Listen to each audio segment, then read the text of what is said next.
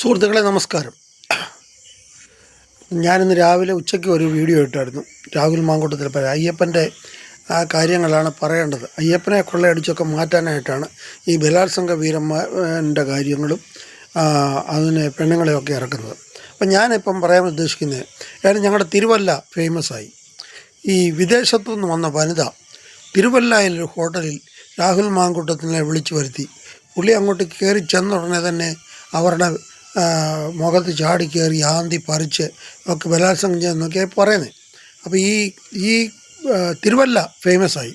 തിരുവല്ലയിൽ ഇത്രയും വലിയ ഹോട്ടലുകളൊക്കെ ഉണ്ടെന്നുള്ളത് നമുക്ക് തന്നെ ഇപ്പോഴാണ് അറിയുന്നത്. അല്ലെങ്കിൽ രാഹുൽ മാങ്കൂട്ടത്തിനെ അറിയാത്ത ഒരു തിരുവല്ലക്കാരനോ അല്ലെങ്കിൽ തിരുവല്ലയിലെ ഹോട്ടൽ ആൾക്കാരോ ഉണ്ടോ?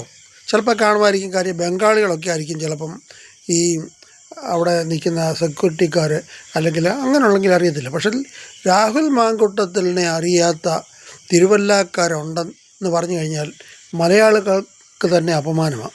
എന്ന് വെച്ചാൽ നമ്മൾ ചിലപ്പോൾ ചില ചോദ്യങ്ങളൊക്കെ ചിലപ്പോൾ ഈ ചില ചാനലുകാർ എന്ന പിള്ളേരോട് ചോദിക്കത്തില്ല, മുഖ്യമന്ത്രി ആരാ അല്ലെങ്കിൽ പ്രധാനമന്ത്രി ആരെന്ന് ചോദിക്കുമ്പോൾ അവർ പറയും വേറെ പേരുകളൊക്കെയാണ് പറയുന്നത് എന്ന് പറഞ്ഞ പോലെ രാഹുൽ മാങ്കൂട്ടത്തിനെ അറിയാൻ വയ്യാത്തവരില്ല.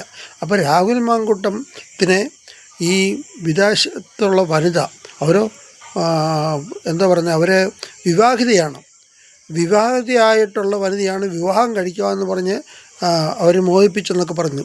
ഇതൊക്കെ മനുഷ്യൻ്റെ ബുദ്ധിക്ക് നിരക്കുന്നത്. വക്കീലിൻ്റെ ആവശ്യമൊന്നുമില്ല.